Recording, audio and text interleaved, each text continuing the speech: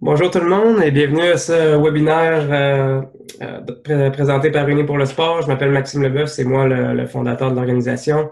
Je suis aussi un athlète qui est intéressé par plein de sujets, dont la nutrition, qui est le sujet vraiment du webinaire d'aujourd'hui. Euh, on va essayer de couvrir un sujet qui est super intéressant, un petit peu plus spécifique. Oui, on va parler de la nutrition en général, mais on va parler d'un sujet que je pense qui est un peu négligé souvent, là, qui est un peu l'apport en protéines chez des athlètes, notamment dans les sports d'endurance, dont les ultras. On parle souvent de glucides, de lipides, mais souvent les protéines qui sont vraiment importantes pour la récupération, puis aussi durant l'activité physique, sont négligées. Donc, on a la chance d'avoir un nutritionniste qui va parler de ça avec nous.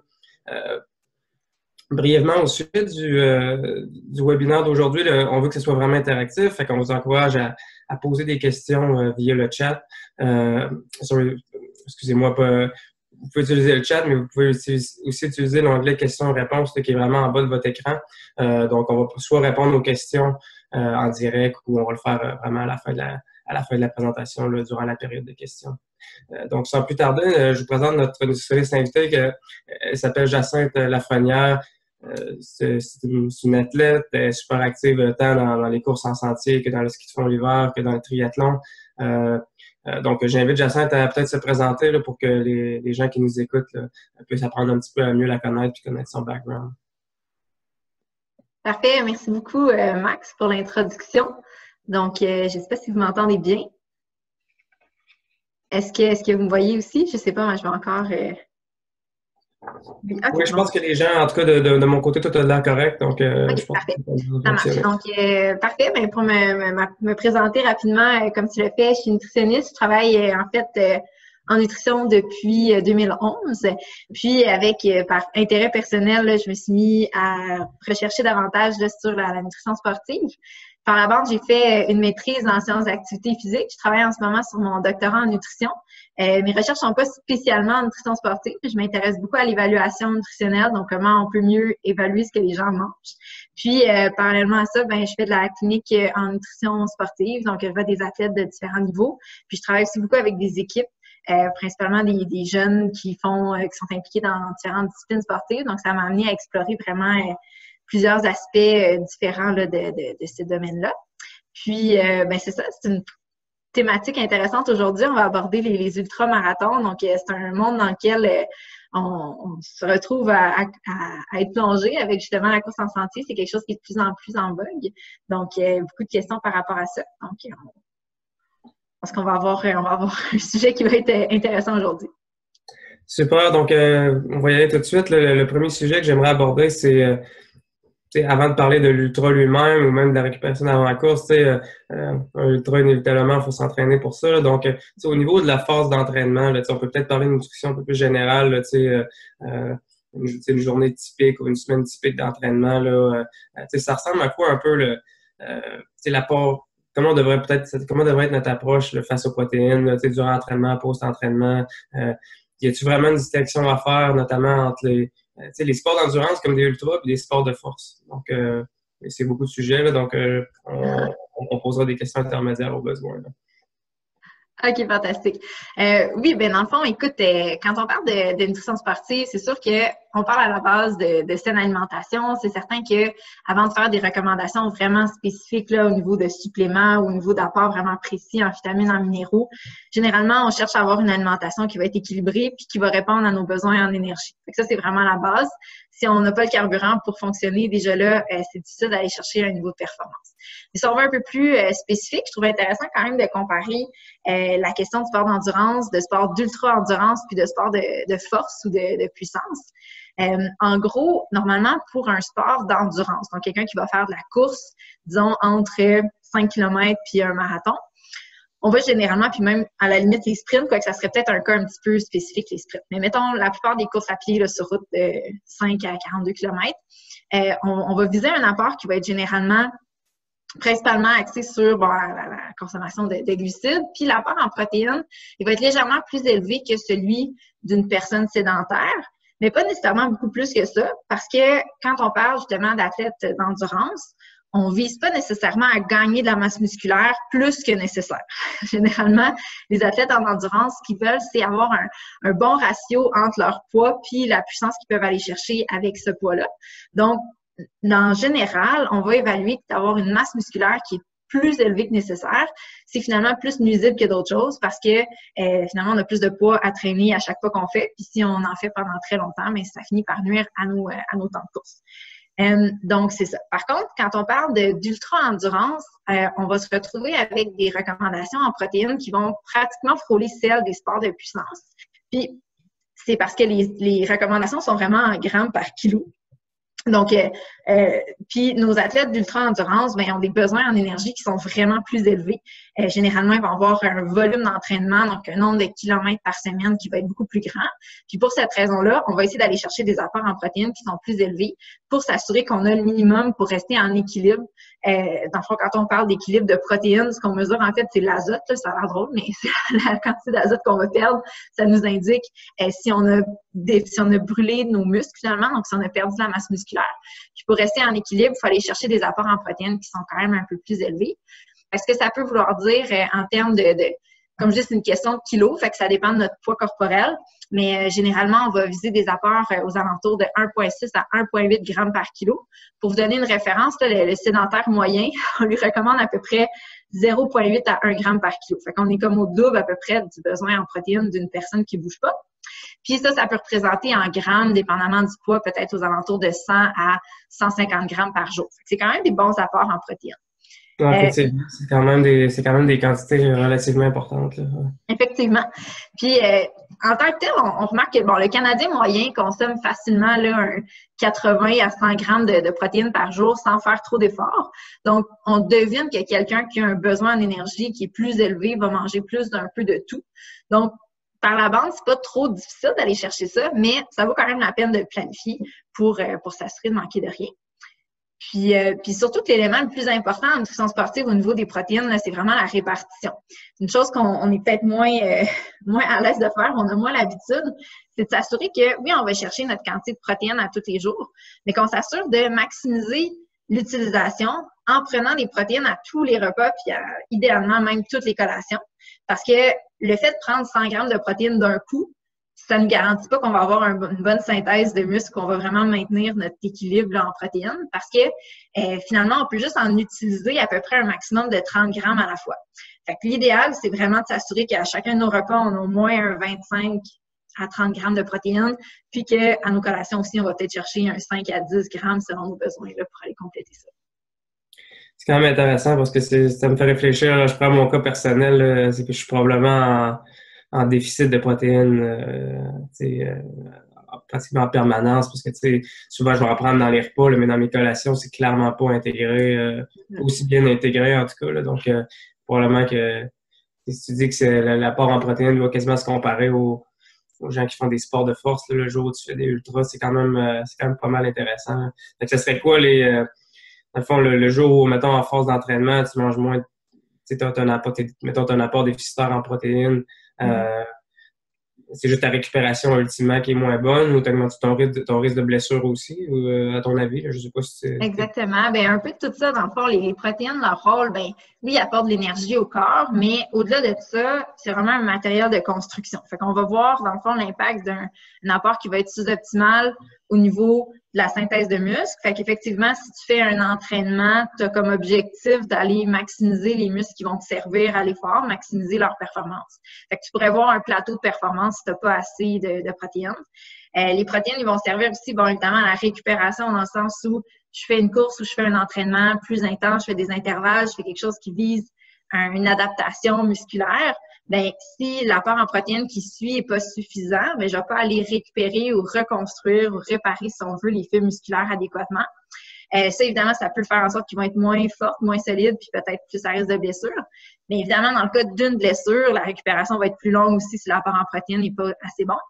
Puis l'autre élément qui est important de garder en tête, c'est que les protéines, ils ont aussi un rôle super important à jouer dans la construction des cellules immunitaires. Donc, si mon apport en protéines est insuffisant ou pas tout à fait optimal, bien, les protéines qui sont en circulation, qui circulent beaucoup dans le sang, ce sont les anticorps, fait que ce qui nous protège contre les infections. Puis, on voit que chez les athlètes qui, justement, un entraînement qui est peut-être supérieur, qui est peut-être disons, plus intense, puis qui n'ont pas une récupération qui est optimale, ben c'est le système immunitaire qui va être affecté, qui va être plus propice à développer des infections respiratoires, entre autres, puis d'autres genres de virus. OK, super intéressant. Puis peut-être sur cette question-là, j'aurais peut-être un dernier truc. Après l'entraînement, c'est assez clair là, qu'au niveau de l'apport protéiné, puis même durant la limite, il y a un cas assez clair pour nous utiliser. Mais mettons, avant un entraînement, là, je sais que moi, en général, je mange pas tellement, là, dans 1 heure ou 2 avant, c'est très limité ce que je vais manger. Est-ce que, y a-tu un rôle pour les protéines avant d'aller s'entraîner ou, à la limite, tu prendrais un petit peu de glucides, quelque chose de plus, un fruit ou à la limite un bagel, de quoi qui se digère un peu moins vite, là. Ouais. Exactement. Je te dirais que la priorité... Oui, mais donc, c'est ça. La priorité, tu as un entraînement qui s'en vient, un entraînement qui est prévu pour durer peut-être 1 à 2 heures. C'est sûr que ce que tu veux t'assurer, c'est que tes réserves en sucre, qui est vraiment ton carburant là, pour ce type d'entraînement-là, ils soient optimales. C'est sûr que la priorité, c'est d'avoir un apport en glucides. Après ça, comme je t'ai dit, ça dépend vraiment de quand l'entraînement se produit parce que toi, dans ta journée, tu veux avoir réparti tes protéines le mieux possible. Fait que ça se peut que par nécessité, le repas ou la collation qui va être avant ton entraînement, ça va être aussi une source de protéines. En tant que tel, c'est pas essentiel. On va pas, dans le fond, faire une démarche supplémentaire pour ajouter des protéines juste avant. Mais surtout si c'est un entraînement qui va durer comme ça à peu près 2 heures et moins, c'est assez bien démontré qu'il n'y a pas d'avantage à rajouter des protéines à ce moment-là. Mais c'est sûr que si, dans le fond, on le prend relativement tôt avant l'entraînement ou pendant l'entraînement, bien, ces protéines-là, ils vont quand même servir à la récupération après. Fait que selon notre horaire ou notre stratégie, notre plan nutritionnel, parfois ça peut s'intégrer, mais je te dirais que priorité, ça reste vraiment de s'assurer d'avoir des glucides. C'est ça qui va te permettre vraiment de faire l'entraînement de façon adéquate. Excellent. Donc, premier sujet. Maintenant, on entre dans peut-être ce qui intéresse beaucoup les gens. Là, je suis inscrit pour une course entre 50 puis 160 km. Ça va me prendre entre 5 heures et 35-40 heures parfois. Là. Comment c'est un peu plus général dans ce cas-ci. Comment on gère la nutrition? On n'ira pas trop en détail, là, mais peut-être comment tu peux donner des conseils, comment gérer un petit peu, garder une alimentation équilibrée, là, parce que là, on parle pratiquement d'une journée pour une course. Là. Donc, peut-être que tu peux nous éclairer un petit peu avec ça. Oui, certainement. Je te dirais que ça vaut vraiment la peine de faire des tests, de développer un plan de match, là, puis idéalement d'avoir fait une couple d'épreuves de plus courte distance avant de se lancer dans un 60 ou un 120 km ou plus. Mais dans tous les cas, l'idée, il y a des recommandations de base. Okay? Il y a des ratios, mettons, de glucides, d'énergie, de protéines à essayer de viser à chaque heure. Puis ça, dans le fond, je peux vous donner les chiffres, mais si vous voulez un petit compte-rendu par écrit après, des fois, c'est peut-être plus facile de s'en rappeler. Mais la première chose, dans le fond, à se questionner, c'est quel genre de course je vais faire. Parce qu'il y en existe plusieurs. Il y a des courses où on va avoir des ravitaux à toutes les 5-10 km, des fois, quand on est relativement accessible, ou même sur la route. Il y a des ultras qui se font en faisant des loops de 2 km pendant des heures et des heures. Puis, il y a des ultras où on est lancé dans un parc national ou dans une forêt assez vierge, pratiquement tout seul pendant 24 ou 48 heures. Puis là, il faut s'organiser à 100%. Donc, ça, c'est la première chose à évaluer. Est-ce qu'il y a de la nourriture sur le parcours ou est-ce que je dois m'occuper de tout préparer moi-même? Parce qu'évidemment, s'il y a des choses sur le parcours, ben la gestion en planification est un peu moins intense. Mais si vous savez que vous êtes en autonomie pour une course même de 60 ou 100 km, ben, à combien d'eau j'ai besoin? Généralement, on a des recommandations, mais selon normalement le temps qu'on estime faire. Fait qu'évidemment, on a couru un peu avant, on a une idée à peu près de notre vitesse, ce qu'on s'attend à faire. Puis on va viser, par exemple, en liquide, à essayer de boire l'équivalent d'à peu près 500 millilitres à l'heure, à peu près, ou du moins ce qu'on va prévoir apporter. Encore là, on y va avec ce qui est réaliste selon ce qu'on peut transporter avec nous, mais c'est à peu près ce qu'on va essayer de viser. Fait que si on a plusieurs ravitaux, on va se dire, OK, ben, dans mon sac à dos, il peut contenir 2 litres d'eau. Fait que facilement, je peux faire l'équivalent de peut-être 4 heures entre 2 ravitaux. Est-ce que ça a du bon sens avec le parcours? Donc, on part avec ça. Avec la nourriture, c'est un peu la même chose. Fait qu'on va avoir des apports qu'on va viser en calories. C'est très variable, là, encore là, d'un athlète à l'autre, de qu'est-ce qu'on est capable de manger. Mais mettons qu'on vise facilement là, un 300 calories à l'heure qu'on va pouvoir manger. Puis, généralement, ça va se représenter en l'équivalent de quelque part entre 30 puis 90 grammes de glucides. 90, c'est comme l'objectif, c'est ce qui est recommandé dans la plupart des études. Puis quand on regarde dans la vraie vie, même les études qui ont suivi des vrais athlètes qui ont fait des courses, puis certains athlètes qui performent vraiment bien, dans la vraie vie, on est plus en quelque part entre 30 puis 60 grammes de glucides à l'heure. Fait que ça, c'est à peu près ce qu'on doit prévoir. Fait que là, on va regarder, mettons, les barres qu'on aime manger, les recettes qu'on aime faire, les fruits, les légumes, les choses qu'on apporte habituellement, peut-être plus des fruits, en fait. Puis on va se dire, OK, admettons que dans une banane, j'ai 30 grammes de glucides, ben ça va me prendre ça plus peut-être, mettons, une barre qui va en contenir un autre 30 par heure. Fait que ça serait un exemple. On va choisir différents aliments, puis on va essayer de prévoir en apporter assez pour au moins avoir sur nous l'équivalent d'à peu près un 60 grammes de glucides par heure. Puis à ça, on va rajouter l'équivalent peut-être d'une dizaine de grammes de protéines à l'heure aussi, surtout pour une course qu'on prévoit qui va durer plus que 6 heures. En bas de ça, on dit c'est sûr qu'en bas de 2 heures, il n'y a pas vraiment d'intérêt à rajouter des protéines dans notre plan de nutrition pour la course. Entre les deux, quand on n'est pas trop sûr, c'est toujours une bonne idée d'en avoir un peu, mais n'importe quelle course qui va durer plus que 6 heures, de prévoir l'équivalent d'une dizaine de grammes de protéines à l'heure dans nos collations, ça vaut la peine. Fait qu'encore là, ça peut paraître un peu abstrait, comment on fait pour arriver à tout ça, mais c'est vraiment regarder les étiquettes nutritionnelles sur les produits que vous consommez ou assurez-vous de faire des combinaisons de différents aliments pour avoir un peu de source de protéines puis surtout des glucides. Puis l'autre truc que je vais donner souvent, c'est assurez-vous d'avoir de la variété. Parce que le gros défi, quand on court pendant 6, 8 ou 25 heures, c'est qu'on n'aura pas nécessairement le goût de manger à toutes les heures tout le long de la course. Mais c'est un facteur super important dans le maintien de l'énergie et dans notre capacité à accomplir notre épreuve. Fait que ça vaut la peine d'avoir une rotation, d'avoir peut-être 5-6 collations, peut-être à moitié plus salées, à moitié plus sucrées, mais qui sont toutes à base de glucides. Fait que les aliments plus salés, ça serait comme des pretzels, par exemple, ça pourrait être des bagels, ça pourrait être des pommes de terre, ça pourrait être du riz qu'on peut, comme le riz collant, un peu comme celui pour les sushis, qu'on peut utiliser pour faire des collations. Puis on pourrait avoir encore à côté de ça des galettes, des barres granola, des fruits séchés. Puis l'idée, c'est d'alterner entre les collations pour pas trop se tanner, mais d'avoir quand même des petits sacs ou des portions d'à peu près là, 60 grammes de glucides pour chacun. Okay. Ouais, parce que le rattrapage est comme pas facile. Là. Tu sais, si une année, tu te mets à avoir mal au cœur, puis là, tu te mets où tu n'as plus le goût, puis là, tu prends 2-3 heures sans manger. Après, là, ton niveau d'énergie se met à baisser. Après, il est souvent rendu trop tard, là, puis tu peux avoir une longue période là, où tu vas frapper le fond. Oui, exactement. Fait que ça, c'est assez difficile. C'est mieux de prendre des petites portions plus souvent. Encore là, si on a une idée qui est servie dans les ravitaux, on peut essayer de s'organiser un peu avec, bon, je vais manger ça dans le ravito, puis ça entre les ravitaux. C'est possible aussi parfois dans les courses d'avoir comme des drop bags, là, fait que des sacs avec toutes sortes de choses, mais incluant des collations qu'on peut aller récupérer à certains moments de la course.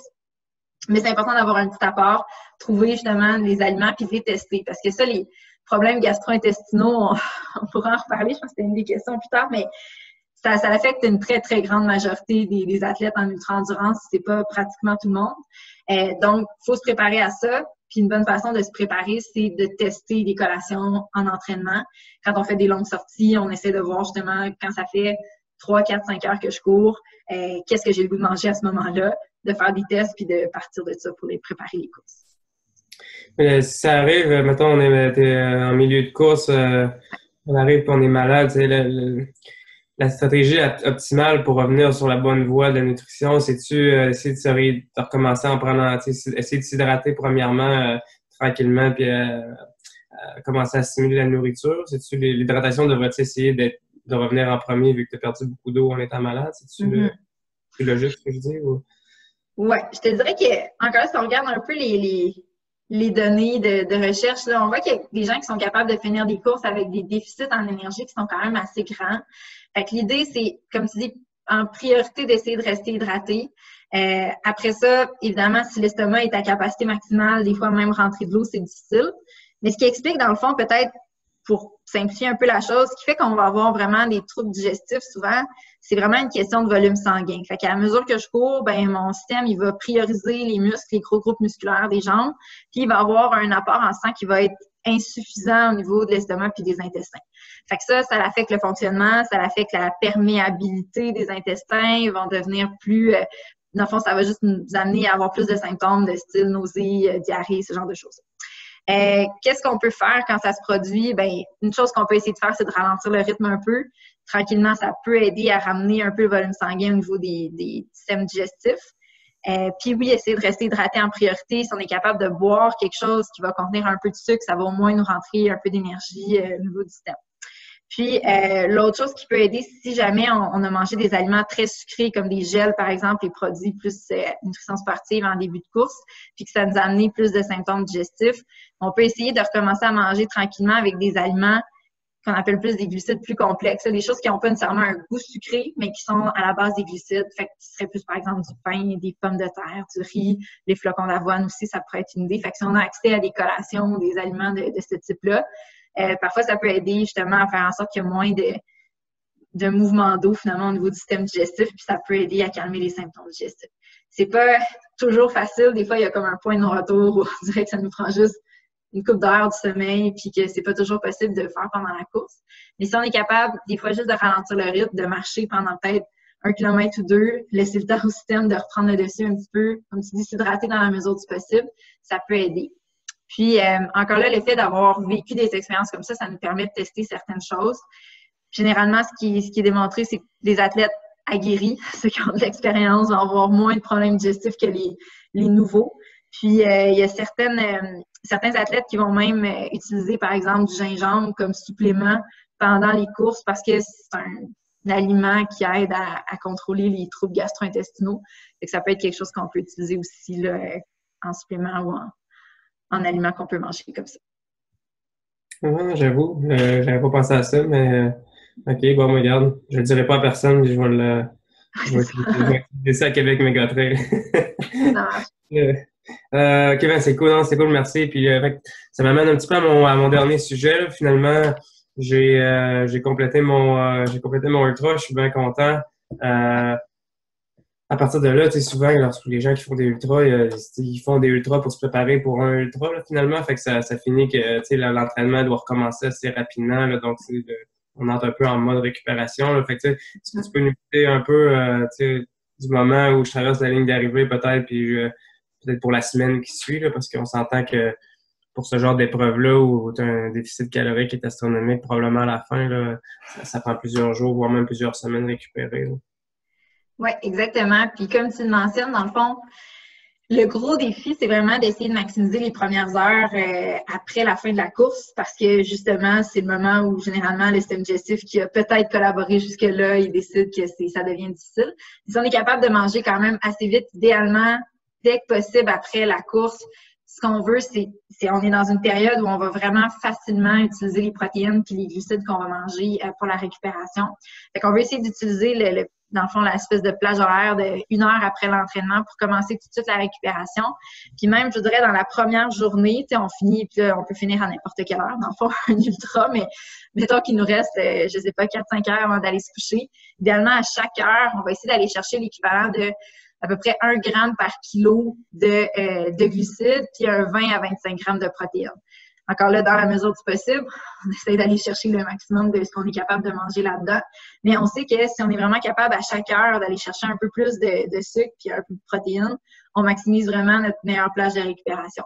Après ça, dans la semaine qui suit, et puis peut-être l'autre chose, dans le fond, dans le juste après, si on a accès à une balance, on peut essayer d'évaluer le poids qu'on a perdu pendant la course. Puis ça va nous donner une indication dans le fond, de la quantité d'eau qu'il faut qu'on boit.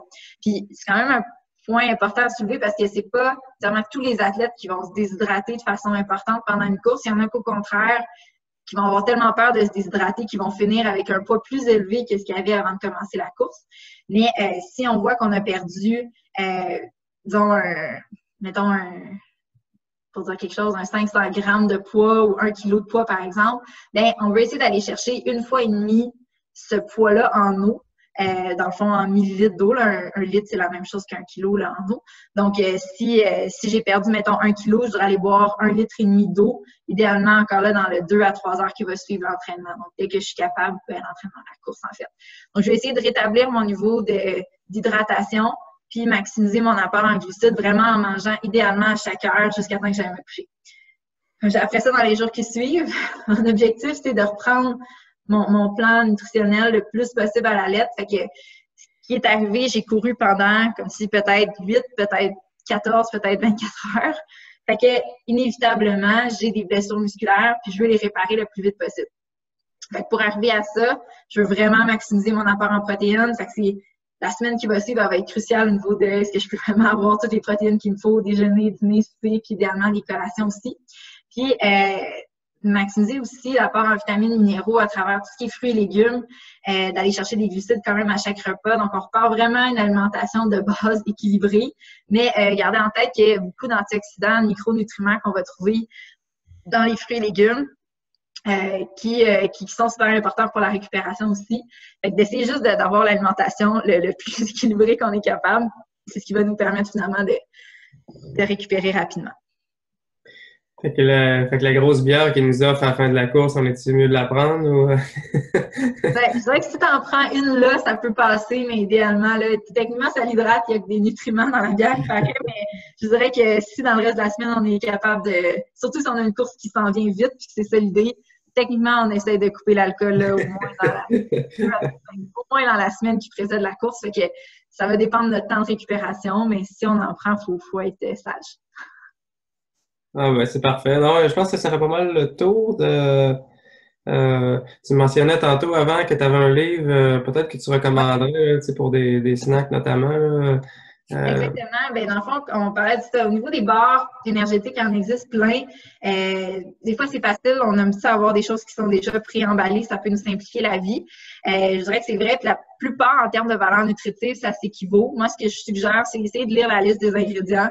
S'il y a des choses qui vous disent rien pantoute, c'est peut-être pas le meilleur choix. On veut essayer d'avoir des barres qui sont faites à partir d'ingrédients simples. Mais après ça, tant que c'est une barre qui contient un 30 à 60, ben, ça va être 20 à 40 grammes de glucides, mettons, par portion, qu'il y a une certaine quantité de protéines dedans, ça reste tous des bons choix.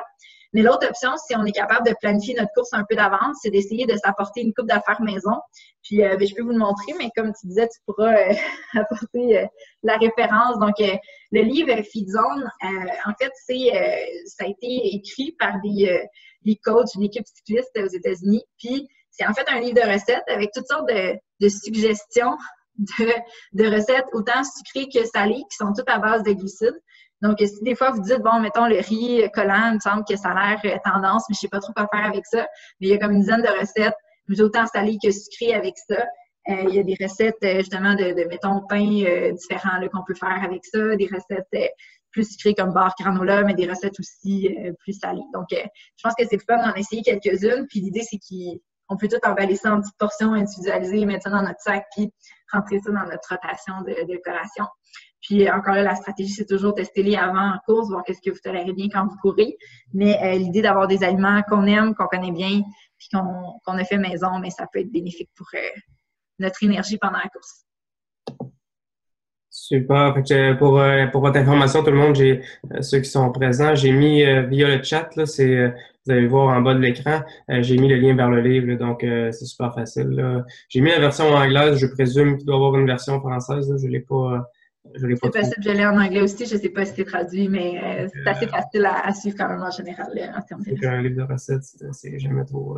C'est moins compliqué un petit peu. C'est la tête. Google peut nous aider avec ça. Exactement. Je sais pas si. Fait que ça termine pas mal les points que je voulais couvrir. Je ne sais pas s'il y en a qui ont des questions. Vous pouvez simplement les écrire là, via l'onglet questions-réponses qui est juste en bas de l'écran. Donc, on va peut-être laisser une minute, 20 secondes à ceux qui aimeraient poser une question. S'il n'y en a pas, ben, on va juste conclure.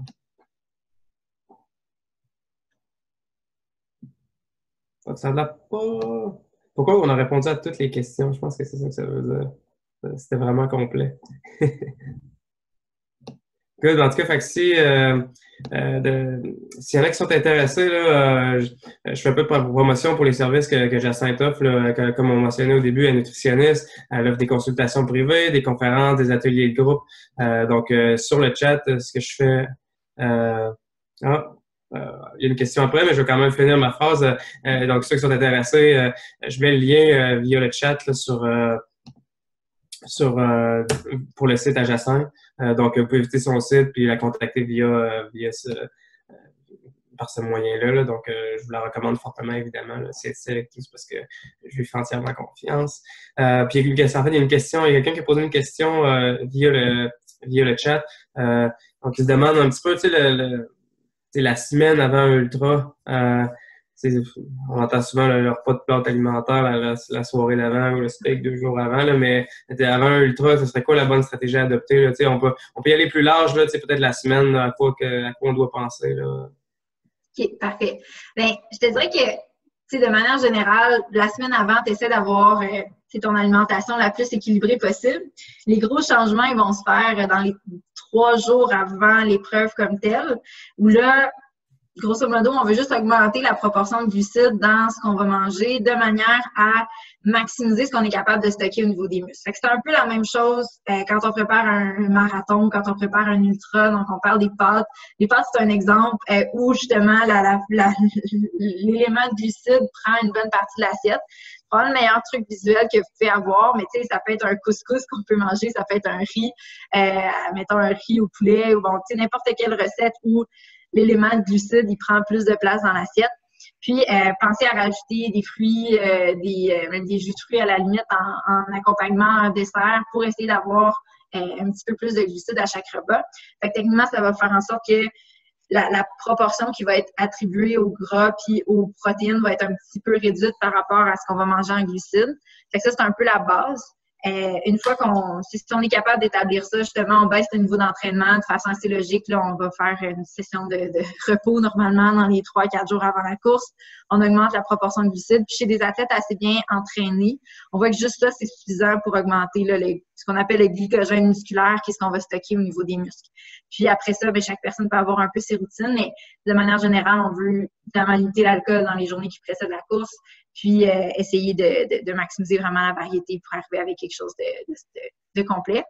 Puis autrement, c'est des recommandations vraiment plus d'ordre d'hygiène, là, mais d'essayer d'éviter tous les aliments qui peuvent être à risque de contamination. Donc les sushis, par exemple, d'essayer d'éviter les buffets, d'essayer d'éviter les places où on a des chances d'attraper des virus, des micro-organismes.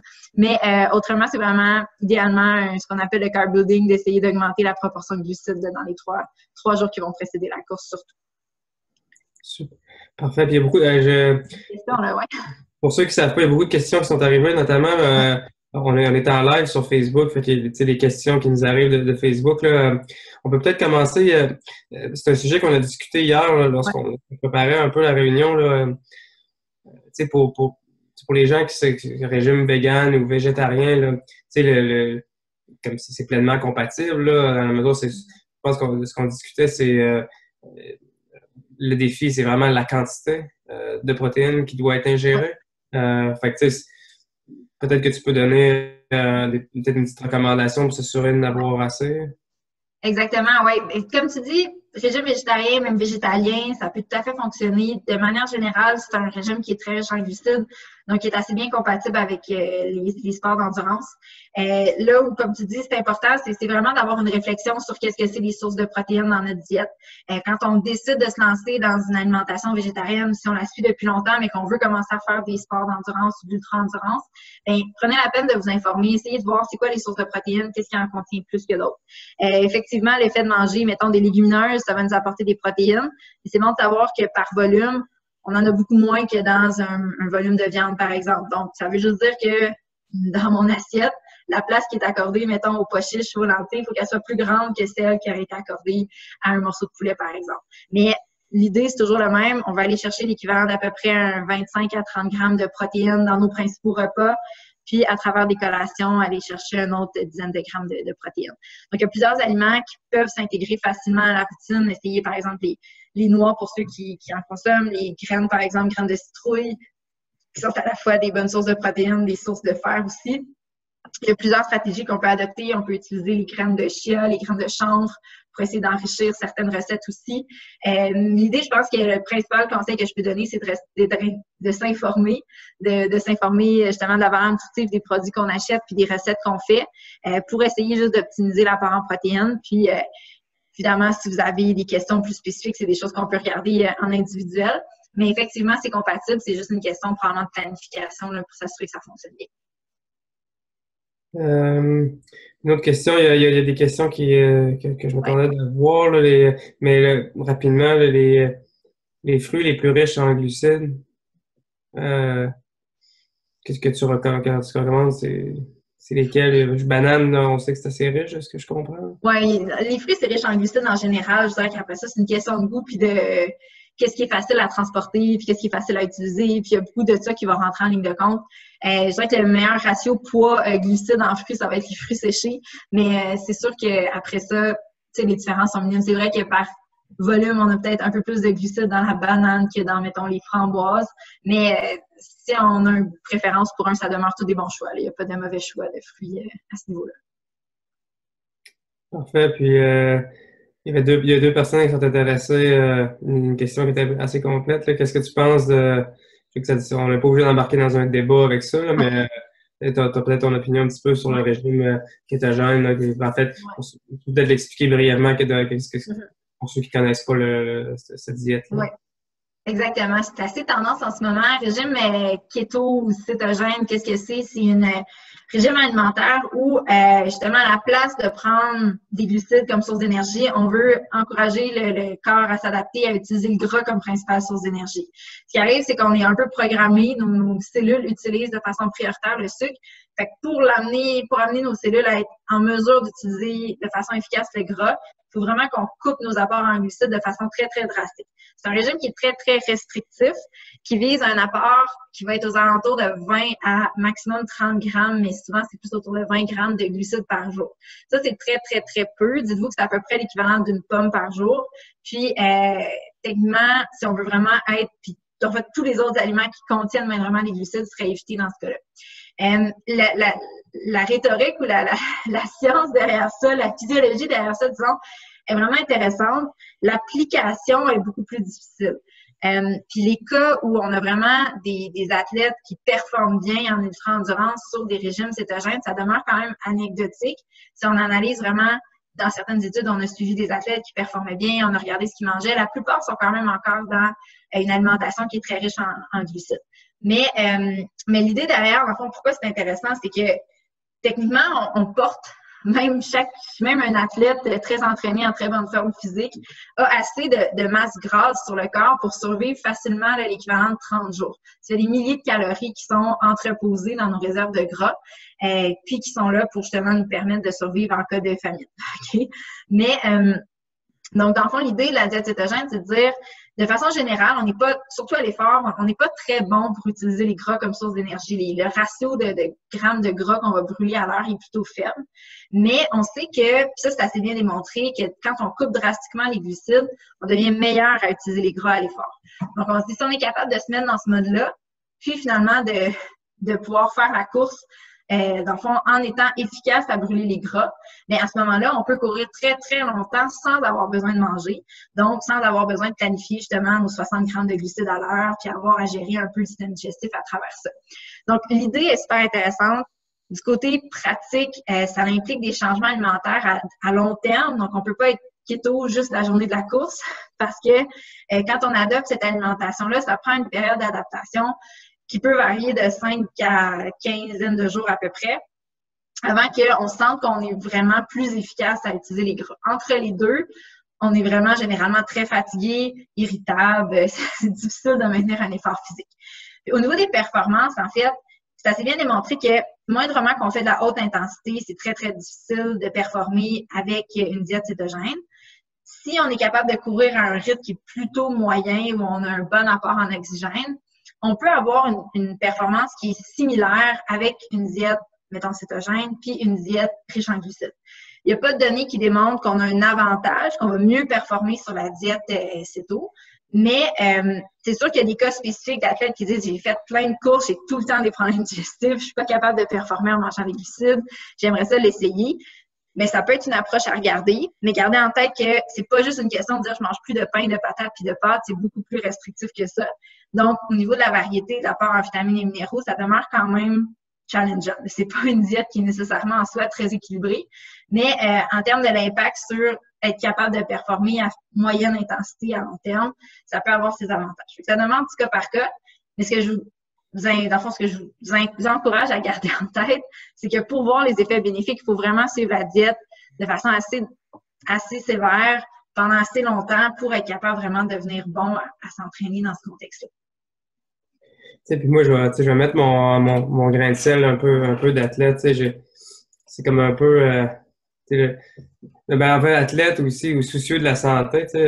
On dirait que dans cette diète-là, d'un coup, tu te retrouves à couper, tu dis une pomme par jour pour ton 20 grammes. Tu te retrouves à couper littéralement tout ton apport, beaucoup de vitamines qu'on mange qui viennent des légumes ou des fruits. Là, tu te retrouves littéralement à couper. Tu peux même plus manger de carottes là, dans certaines mesures. C'est assez... tu manges beaucoup d'œufs, tu vas manger beaucoup de fromage, des trucs qui ont beaucoup de cholestérol, en tout cas. Donc, je pense que pour la santé, il faut vraiment se questionner, puis le faire pour les bonnes raisons, ouais, je serais curieux de savoir des études qui montrent les impacts de ça sur la santé sur un horizon de 5-10 ans. Je suis pas sûr qu'il y a beaucoup d'études qui peuvent nous aider avec ça. Vous voyez que je suis assez sceptique sur cette diète. Ouais, je pense qu'on ne veut pas trop s'éterniser sur ça. Une personne nous parle des conseils là, pour des personnes, là, on va dans les vraies choses, là, ça arrive régulièrement là, à beaucoup de monde. Des conseils pour des personnes qui ont des problèmes de diarrhée pendant une course. Oui, en fait, comme je disais, le concept, c'est que on se retrouve dans une situation où le sang approvisionne pas adéquatement les intestins. Donc ça crée justement bref, transfert de liquide qui est optimal, puis généralement, c'est ça qui va amener la diarrhée. Qu'est-ce qui amène ça? Souvent, c'est une intensité qui est relativement élevée assez longtemps. Donc, possiblement de baisser l'intensité, d'essayer de justement courir un peu moins vite le temps que vraiment le système se remette en place, mais c'est pas toujours super évident. Je dirais que il n'y a pas vraiment de magie, mais d'essayer de remplacer les aliments qui sont très riches en glucides. Si vous avez l'habitude de faire vos courses justement avec des gels, avec des bonbons, avec des boissons très sucrées, d'essayer à la place de boire principalement de l'eau avec des électrolytes pour bien vous hydrater, mais de peut-être consommer des aliments moins sucrés, comme à la base peut-être justement flocons d'avoine, les pretzels, les bagels, des aliments qui sont des glucides un peu moins concentrés. Parce que les sucres concentrés, quand ils arrivent dans l'intestin, en fait, c'est ce qui crée la diarrhée osmotique qu'on appelle. Fait que l'eau est attirée vers les aliments qui sont très, très riches en sucre. Ça peut aggraver la diarrhée. Autrement, encore là, c'est une question souvent de développer une tolérance, développer une stratégie, trouver des aliments qu'on tolère mieux. Mais c'est sûr que quand ça arrive, il n'y a pas grand-chose à faire. C'est de s'assurer encore une fois, maximiser l'hydratation, ralentir un peu la cadence, puis essayer de se nourrir avec des aliments moins sucrés, du moins riches en sucre concentré là, pour essayer d'avoir un transit qui fonctionne bien. Puis, il y a certaines personnes qui vont vraiment voir un avantage à adopter, dans le fond, un plan alimentaire qui relié au syndrome du côlon irritable. Fait que ça, encore là, je ne vais pas trop m'éterniser là-dessus, mais vous pouvez chercher facilement sur Internet sur la diète FODMAP. Donc, il y a une liste d'aliments qui contiennent des sucres qui fermentent plus, qui tendent à provoquer plus la diarrhée. Il y a certains légumes, certains fruits, certaines céréales, des choses comme ça. Puis, généralement, on va dire, dans la journée de la course, d'essayer d'éviter, les aliments très riches en gras, si justement on n'est pas sur une diète cétogène, puis d'éviter les fameux FODMAP. Donc, ces sucres-là qui fermentent facilement, ça peut aider aussi à réduire le risque de diarrhée. Donc, je pourrais donner plus d'informations en privé si ça vous intéresse. Ça peut être une stratégie à adopter aussi. Au moins, on peut poser des questions de façon anonyme, fait que c'est parfait, là. Oui, mais en fait, ça serait long de vous décrire tout. Vous pourriez trouver, comme je dis, FODMAP, donc FODMAP. Vous pouvez chercher ça sur Internet, vous allez trouver des listes facilement. Ça peut peut-être commencer à vous orienter. Il y a une question, vu qu'on est dans le sujet, là, il y a une personne pose en période de nausée, durant ou avant l'ultra, est-ce que le Pepto-Bismol ou le Zantac pourrait aider? Tu sais, c'est plus une question pour une pharmacie, pour un pharmacien, mais en tout cas, c'est une Oui, opinion. c'est ce que j'aurais le goût de dire. J'ai du mal, je pourrais pas vous dire exactement si ça peut avoir un impact. Je sais qu'en général, il y a plusieurs médicaments, notamment les antidouleurs, qu'on suggère vraiment d'éviter pendant les efforts physiques intenses parce que ça peut jouer sur dans le fonctionnement des reins. Est-ce que ces médicaments-là ont un effet? Je pourrais pas vous le dire, ça vaudrait la peine de questionner. Mais ce que j'ai lu, en fait, des athlètes qui semblent performer beaucoup puis qui utilisent des suppléments, ça va être davantage, comme je disais, à base de gingembre. Fait que ce serait peut-être quelque chose à essayer en priorité. Je pense que ça, il n'y a pas trop de danger au niveau du métabolisme. Puis sinon, informez-vous auprès d'un pharmacien. Est-ce qu'il y a des risques de prendre ça quand je fais un effort soutenu pendant plusieurs heures? Ça serait à voir. Parfait. Puis, j'aurais il y avait une dernière question, c'est pour ma connaissance personnelle parce que je connais pas cette diète-là. J'ai comme enlevé la question par erreur, le régime jeton. Oui, ça me dit rien. Ça me dit rien du tout, non? Faudrait que je fasse des recherches, mais si je suis Bon, pas regarde, on a des devoirs à faire, c'est parfait, là. Fait que je pense qu'on a fait pas mal le tour de toutes les questions, là. En tout cas, merci tout le monde d'avoir participé. Finalement, ça a été tranquille au début de la période de questions, mais on a eu à peu près une dizaine après. Fait que c'est super intéressant.